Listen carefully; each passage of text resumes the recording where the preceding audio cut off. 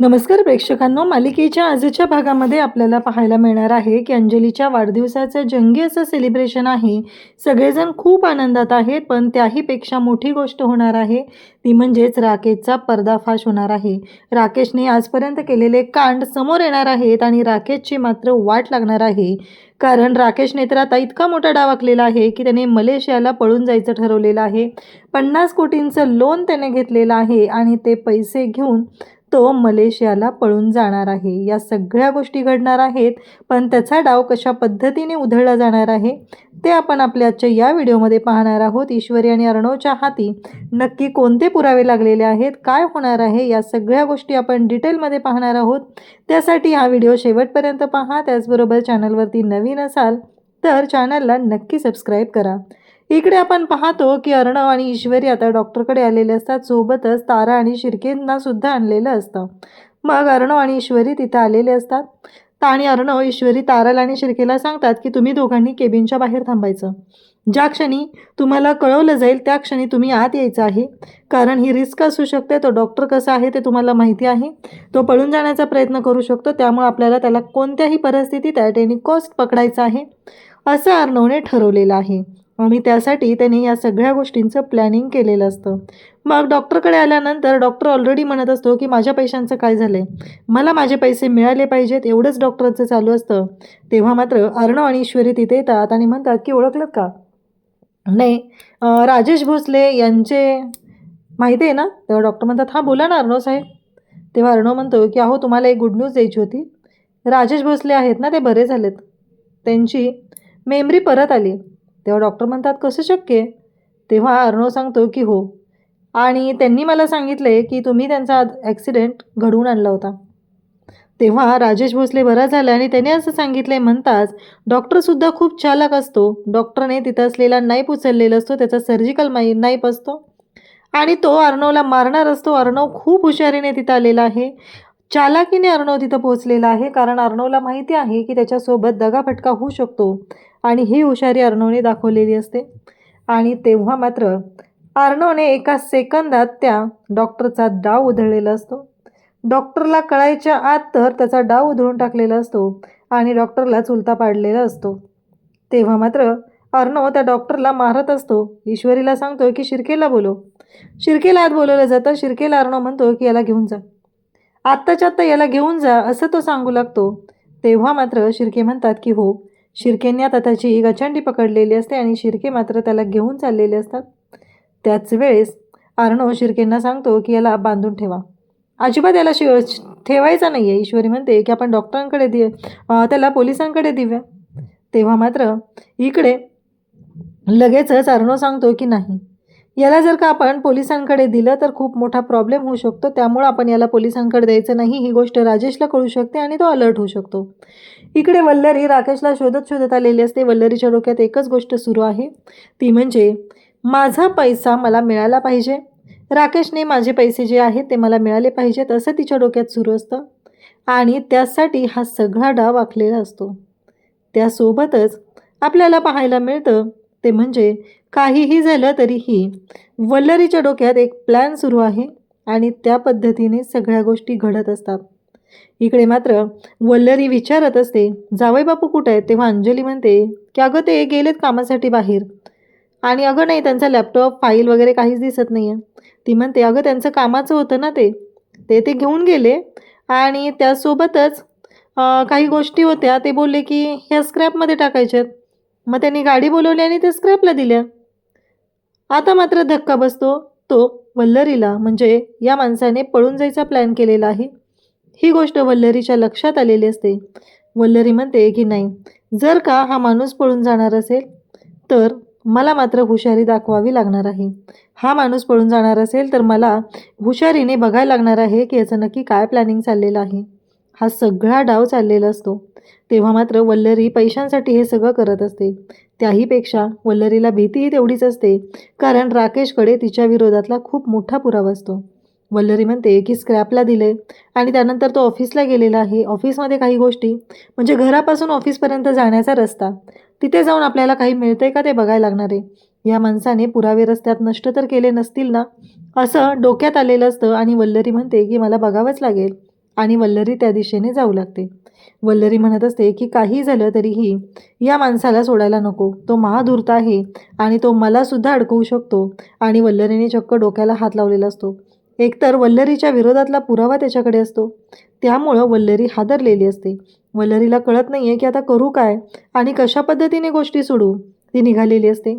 इकडे एका गोडाऊनमध्ये अर्णवने त्या डॉक्टरला बांधून ठेवायला सांगितलेलं असतं. अर्णव ईश्वरी तिथे पोहोचलेले असतात. तेव्हा मात्र राकेश ताराला फोन करतो. अर्णवने सगळा प्लॅन केलेला असतो. अगदी व्यवस्थित पद्धतीने सगळ्या गोष्टी सुरू असतात. ताराला फोन केलेला असतो. तारा फोन उचलते आणि ताराला तो म्हणतो की "अगं तारा, कुठंस तू? Miss you darling." तेव्हा तारा म्हणते, "हां बोला ना सर." "नाही, मला तुझ्याशी महत्त्वाचं बोलायचं होतं. माझं एक मलेशियाचं तिकीट बुक कर आणि उद्याचं तिकीट बुक कर." हे सांगितलं जातं. तेव्हा तारा म्हणते, "सर, ऑफिसमध्ये सांगू का? म्हणजे लवकर होईल." तेव्हा राकेश म्हणतो की "नाही, नाही, ऑफिसमध्ये नको. पर्सनल लेव्हलला तूच कर. कारण तू माझी असिस्टंट आहे ना, तू माझी पी-ए आहे ना, तर या गोष्टी तूच कराव्या लागतील." असं सांगितलं जातं. आणि तेव्हा मात्र तारा म्हणते की "ठीक आहे." त्यावेळेस तो म्हणतो की "बघूया, त्यानंतर माझी मीटिंग संपली की मी तुला तिथे बोलवेल. तू तिथेच मला जॉईन हो." अशा सगळ्या गोष्टी सांगितल्या जातात. इकडे वल्लरी बरोबर ऑफिसच्या रस्त्याने निघालेली असते आणि ती तिथं पोहोचते. पाहते तर काय, तिला धक्का बसतो. तिथं आग लागलेली असते, म्हणजेच कचरा पेटवलेला असतो आणि त्या कचऱ्यामध्ये काही फाईल वगैरे असतात. ती फाईल उचलते तर त्याच्यावरती सात्विक फॅशन लिहिलेलं असतं. म्हणजेच तो राकेशच्या विरोधातला खूप मोठा पुरावा असतो आणि तो वल्लरीच्या हाती लागलेला असतो. वल्लरी म्हणते की "फायनली ही गोष्ट मला मिळालेली आहे." असं म्हणत वल्लरीने आता या सगळ्या गोष्टींचा आता निकाल लावायचं ठरवलेलं असतं. फाईल तर मिळवलेली असते. वल्लरी खरं तर राकेशला एक्सपोज करू शकत नाही, कारण वल्लरीच्या विरोधातले पुरावे राकेशकडे असतात. तो म्हणजे उदयकांतसोबतचा व्हिडिओ, त्याचबरोबर ईश्वरीला हॉस्पिटलमध्ये मारण्याचा केलेला प्रयत्न. हे जे व्हिडिओ आहेत ते त्याच्याकडे असतात, म्हणून वल्लरी आता शांत राहते. पण वल्लरी विचार करत असते की नाही, काही करून मला स्वतःला वाचवायला लागणार आहे. हे सगळं वल्लरीच्या डोक्यात सुरू झालेलं असतं. तेवढ्यातच मामा तिथे येतो आणि म्हणतो, "तू इथं आहेस का? अगं मला भूक लागली, मला खायला दे." वल्लरी म्हणते, "दुसरं काही सुचत नाही का हो तुम्हाला? एवढंच फक्त डोक्यात असते का तुमच्या?" तेव्हा मामा म्हणतात की "हे बघ, कसं आहे माहिती आहे का?" तेव्हा ती म्हणते, "मी ईश्वरीला सांगते आणि देते काहीतरी तुम्हाला. तुम्ही आता शांत राहा बरं, जा बरं इथून." असं वल्लरी त्याला सांगते. मामा तिथून निघून जातो. इकडे अर्णव आणि ईश्वरी बोलत असतात. अर्णव म्हणत असतो की "शांत राहा, एवढं टेन्शन नको घेऊ, सगळ्या गोष्टी व्यवस्थित होणार आहेत." ईश्वरी म्हणते, "अर्णव सर, काय व्यवस्थित होणार आहे? काय विचार करताय तुम्ही? तुमच्या लक्षात येतंय का? मला नाही वाटत आहे काही व्यवस्थित होईल." तेव्हा मात्र इकडे अर्णव म्हणत असतो की "हे बघ, सगळ्या गोष्टी आपण तयार केलेल्या आहेत, अजिबात विचार करायची गरज नाही."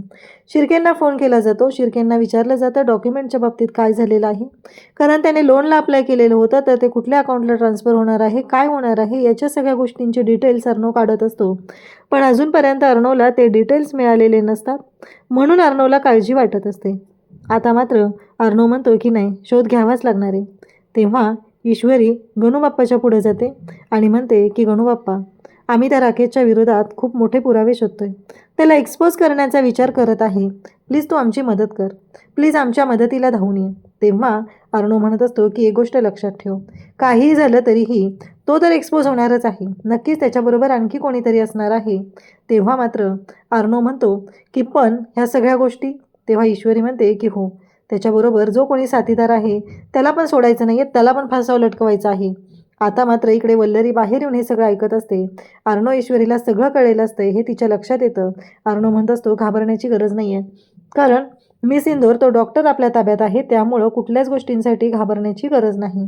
हे ऐकल्यानंतर वल्लरी म्हणते की "नाही, नाही, ते 25 कोटी गेले तरी चालतील, पण मला मात्र माझी चामडी वाचवली पाहिजे. नाहीतर हे अर्णव ईश्वरी माझीसुद्धा वाट लावतील आणि राकेश विरोधात तर सगळंच ह्यांना कळलेलं आहे. त्यामुळं आपल्याला ह्या सगळ्या गोष्टी शांतपणे घ्याव्या लागणार आहेत." असं डोक्यात आलेलं असतं. आणि तेव्हा मात्र इकडे पाहायला मिळतं ते म्हणजे अर्णव, ईश्वरी दोघंही बोलत असतात आणि त्याचबरोबर इकडे अर्णव म्हणत असतो की काही झालं तरीही त्याचा साथीदार जो आहे त्याला आपण शोधून काढायचा आहे आणि त्याला अद्दल घडवायची आहे. हे सगळं अर्णवने ठरवलेलं असतं आणि ईश्वरी म्हणत असते की "हो." आणि ह्या सगळ्या गोष्टी अशाच पद्धतीने होणार आहेत. आता मात्र वल्लरी घाबरून गेलेली असते. ती म्हणते, "काही झालं तरीही नंतर मला मोठा हात मारता येईल, पण मला जर का या घरातून हाकललं तर सगळंच अवघड होईल." रात्रीचे 12 वाजलेले आहेत. अर्णव आणि आकाश यांचं भांडण लागलेलं आहे. या आवाजाने सर्वजण जागे झालेत. आकाश आणि अर्णव हे तर कधीच भांडत नसतात आणि ते चक्क कामावरून भांडायला लागलेले आहेत. यामुळं सगळेजण आता हॉलमध्ये जमा झालेले असतात. हे सगळं पाहताना अंजलीला तर खूप वाईट वाटत असतं. कारण हे दोघं कधी न भांडणारे, काय झालंय? असा प्रश्न आता तिला देखील पडलेला असतो. सर्वजण एक-एक करून हॉलमध्ये येत असतात आणि तेवढ्यात लाईट देखील गेलेली आहे. अचानक लाईट गेल्यामुळं आता पुन्हा एकदा टेन्शनचं वातावरण तयार झालेलं आहे. पण तेवढ्यात अंजलीचं लक्ष जातं, ते म्हणजे तिच्यासाठी खास ठेवलेल्या सरप्राईजकडं. तिला दिसतं, की अंधारातून कोणतरी तिच्यासाठी छानसा केक घेऊन येत आहे आणि त्यावर अंजली असं लिहिलेलं आहे. आणि दुसऱ्याच क्षणाला लाईट लागते आणि अंजलीसमोर सर्वजण टाळ्या वाजवत तिला बर्थडे विश करतात. कारण नम्रता आणि ईश्वरी यांनी तिच्यासाठी हॅपी बर्थडेचा केक आणलेला असतो आणि सर्वजण टाळ्या वाजवून happy birthday to you Anjali असं म्हणून तिला वाढदिवसाच्या शुभेच्छा देत आहेत. ही सगळी ॲक्टिंग अर्णव आणि आकाश या दोघांनी केलेली असते आणि अंजली म्हणते, "बापरे! मी तर घाबरलेच होते. पण खूप छान ॲक्टिंग केली बरं का तुम्ही आणि तुम्ही दिलेलं हे सरप्राईज तर मला खूप आवडलं." असं म्हणून तिने ते सरप्राईज स्वीकारलेलं असतं आणि आता केक कापण्याची वेळ आलेली असते. अंजली केक कापणार असते, पण तेवढ्यात वल्लरी म्हणतात, की "जावई बापू कुठं दिसत नाहीत." कारण तिचं सगळं लक्ष राकेशकडे आहे. राकेश काय गोंधळ घालू शकतो हे तिला चांगलं माहिती आहे. पण ते बोलल्याबरोबर राकेश देखील जवळच असतो. तो धावत पळत येतो आणि इच्छा नसताना देखील अंजलीच्या वाढदिवसाच्या सेलिब्रेशनमध्ये तो सहभागी होतो आणि "हॅपी बर्थडे टू यू बरं का, अंजली मॅडम," असं नम्रतेनं तो बोलतो. आता या कपटी माणसाच्या मनामध्ये किती कपट आहे ते आपल्याला तर माहितीच आहे. त्यानंतर तो तिच्या जवळ जातो आणि म्हणतो, "मी देखील तुम्हाला केक कापू लागतो." असं म्हणून तो जवळ जातो. वल्लरीला राकेशच्या मनातल्या सगळ्या भावना अगदी चांगल्या माहिती आहेत. हा कपटीपणा किती करू शकतो हे देखील तिला चांगलं कळते. त्यामुळं ती काहीच बोलत नाही. ती शांत राहते. आता अंजलीनं केक कापलेला असतो आणि केक कापल्यानंतर अंजलीने त्यातला एक पीस उचलून पहिला घास तिच्या प्राणप्रिय भावाला म्हणजे अर्णवला भरवलेला असतो. तर त्यानंतर ईश्वरी, आजी, वल्लरी, मामा असं ती सर्वांना एक-एक घास भरवते आणि शेवटी मग तिनं एक एक घास राकेशला देखील भरवलेला असतो. अजूनही अंजली आणि अर्णव यांच्यामध्ये किती प्रेम आहे या गोष्टीनं आजी मात्र भरपूर खुश झालेली असते. कारण मध्यंतरीच्या काळामध्ये दोघांमध्ये भलतेच वाद निर्माण झाले होते, पण आता मात्र कसलाही वाद त्यांच्यात नाहीये, त्यामुळं ती खुश असते. आता राकेश देखील प्रेमाचं नाटक करून अंजलीच्या जवळ आलेला असतो आणि अंजलीला happy birthday to you Anjali madam असं म्हणून त्याने केक भरवलेला असतो आणि एक खुशखबरसुद्धा सर्वांना दिलेली असते. तुमच्या वाढदिवसानिमित्त उद्या मी एक जंगी मोठी पार्टी ठेवलेली आहे, असं तो अंजलीला सांगतो. अंजली म्हणते, "हे काय आता नवीनच? याची तर काहीच गरज नव्हती." तो म्हणतो, "गरज कशी नव्हती? अहो, मला पण काहीतरी तुमच्यासाठी करू द्या ना. ह्या सगळ्यांनी एवढं तुमच्यासाठी केलंय. माझी पण काहीतरी जबाबदारी आहे ना?" असं तो बोलत आहे. आता याची काय जबाबदारी आहे, हे अर्णव आणि ईश्वरी यांना चांगलंच माहीत आहे. तर अर्णव देखील म्हणतोय, "ताई, मी सुद्धा तुझ्यासाठी एक सरप्राईज ठेवलेलं आहे बरं का, ते मी उद्या देणार आहे." खरं तर अर्णवचं सरप्राईज काहीतरी वेगळंच आहे. राकेशला ते माहिती नाहीये, की ते सरप्राईज काय आहे. पण ते जबरदस्त सरप्राईज मात्र देणार आहेत. ताई म्हणते, "अरे, या सगळ्यांची काहीच गरज नाही. तुम्ही माझ्यासाठी आत्ता वाढदिवस साजरा केला ना, त्यातच मी भरपूर खुश आहे आणि माझ्यासाठी माझी माणसं प्रिय आहेत. वाढदिवस वगैरे या गोष्टीपेक्षा तुम्ही सगळे खुश आहात ना, यामध्ये मी खुश आहे." असं तिनं सर्वांना बोलत असते. आता रात्र झालेली असते आणि सर्वजण शांत झोपलेले असतात. तेव्हा वल्लरी उठते आणि झोपलेल्या गार्डच्या पाठीमागं ठेवलेली फोर व्हीलरची चावी तिनं काढून घेतलेली आहे आणि फोर व्हीलरची चावी काढून घेऊन ती फोर व्हीलरकडं गेलेली आहे. हळूच दरवाजा उघडून ती बाहेर जाते. फोर व्हीलरचा दरवाजा उघडते आणि त्यात तिने ती जळलेली बिलांची फाईल आहे, ती टाकून ठेवलेली आहे. आता ही फाईल अर्णवला मिळाली पाहिजे म्हणजे राकेशचा कसा बोऱ्या वाजतोय हे तिला बघायचं आहे. बॉम्ब पेरून ठेवलाय. आता तो कधी फुटेल तेव्हा फुटेल, असं वाक्य ती स्वतःच्या मनाशी म्हणते. फाईल टाकते, गाडी बंद करते, पुन्हा एकदा चावी काढून घेते आणि जिथं आहे तिथं लावण्यासाठी ती निघून जाते. आणि तेवढ्यात पुन्हा एकदा राकेश उठलेला आहे आणि तो बाहेर आलेला आहे. वाह! आजची ही रात्र म्हणजे माझी शेवटची रात्र. आता माझं मलेशियाचं तिकीट आलेलं आहे. आता नवीन गाव, नवीन देश आणि नवीन पाखरू. वाह! हे असं बोलून तो स्वतःला खुश करून घेताना आपल्याला पाहायला मिळत आहे. आता सकाळ झालेली असते आणि नवीन सूर्य उगवलेला आहे. नवीन आशा, अपेक्षा घेऊन आणि त्या दिवशी आता अंजलीचा वाढदिवस आहे. अंजलीला पुन्हा एकदा अर्णवने जबरदस्त सरप्राईज देण्यासाठी डोळे झाकून एका ठिकाणी घेऊन आलेला असतो आणि त्या ठिकाणी लिहिलेलं असतं, की happy birthday to my dear sister in the world आणि ते सगळं वाचताना तिला खूपच आनंद झालेला असतो. रात्रीच अर्णवने सरप्राईज दिलेलं होतं, पण सकाळी देखील त्याने खूप चांगलं सरप्राईज तयार केलेलं असतं. चक्क लहानपणीचे फोटो एकत्र जुळवून या जगातली सगळ्यात प्रिय बहीण म्हणजे माझी अंजली आहे, असं इंग्लिशमध्ये वाक्य देखील त्याने लिहिलेलं असतं आणि ते पाहून अंजलीच्या डोळ्यात पाणी आलेलं असतं. आजी तर या सगळ्या गोष्टीवर भलतीच खुश असते, कारण आजीला माहीत असतं, की अर्णव आणि अंजली हे जरी एकमेकात भांडत असले, तरी ते एकमेकावर किती प्रेम करतात ते. अंजली ते सगळं पाहते, तेव्हा तिला भरूनच येतं. कारण लहानपणीच्या त्या आठवणी त्या कार्डवर लावलेल्या असतात आणि अर्णव आणि ईश्वरी यांनी काय आयुष्य जगलेलं आहे, ते त्या दोघांनाच माहिती आहे आणि त्यातल्या आठवणी पुन्हा एकदा जाग्या झालेल्या असतात. अंजली त्यातल्या एका फोटोचा अर्थ सांगत असते. पण ते सांगत असते राकेशला आणि राकेश ते सगळं खोटं-खोटं स्माईल करून पाहत असतो आणि मनातून मात्र त्याला अजिबात चांगलं वाटत नसतं. खरं तर तो शिव्याच घालत असतो. अंजली मात्र खूपच भावूक झालेली असते आणि ती अर्णवला मिठी मारते. अर्णव देखील तिला मिठी मारतो. अंजली म्हणते, "मला माहिती आहे, मी किती जरी खवळले रागवले तर मला तुझ्याशिवाय कोणी नाही." आणि अर्णव म्हणतो, "मला देखील तुझ्याशिवाय कोणी नाही." त्या दोघांचं प्रेम बघून आजी तर त्यांची नजरच काढते आणि म्हणते, "तुमच्या भावा-बहिणीतलं प्रेम कधीच कमी न हो. देव तुम्हाला खूप चांगली बुद्धी देवो, आशीर्वाद देवो." असा आशीर्वाद देखील आजीने दिलेला असतो.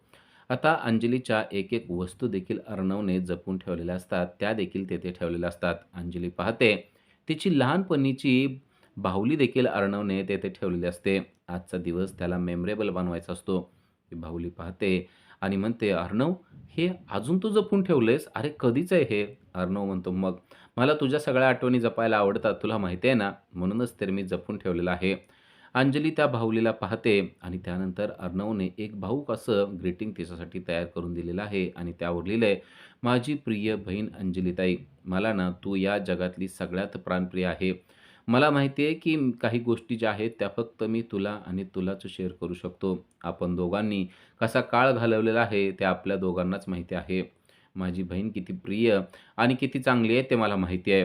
जेव्हा मी पडायचो आणि मला थोडं जरी लागायचं, तेव्हा तू दुडू-दुडू करत माझ्या पाठीमागे यायची आणि मला उठवायची आणि कुठं लागलंयस ते बघायची. ती बहीण अजूनही तसंच प्रेम करते, याबद्दल माझ्या मनात काहीही दुमत नाहीये, असं त्याने त्यावर लिहिलेलं असतं.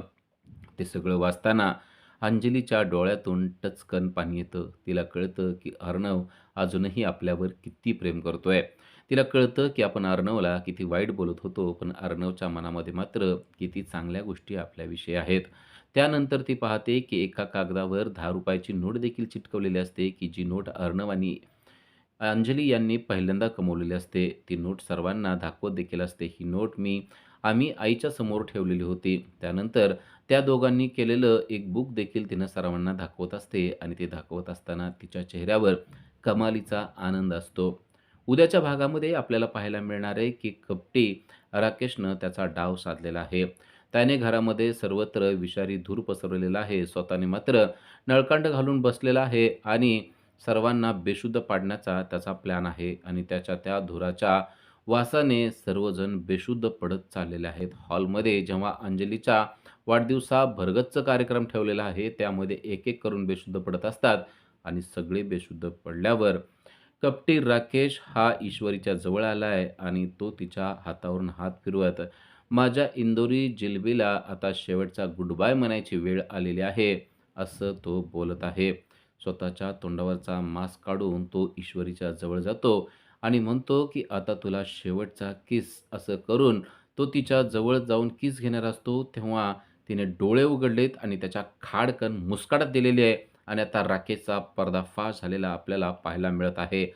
आता सर्वजणच उठतात आणि राकेशची धुलाई करतात. हे आपल्याला पुढील भागात पाहता येणार आहे. अशा सीरियलच्या अपडेटसाठी आजच आमच्या चॅनल सबस्क्राईब करा. थँक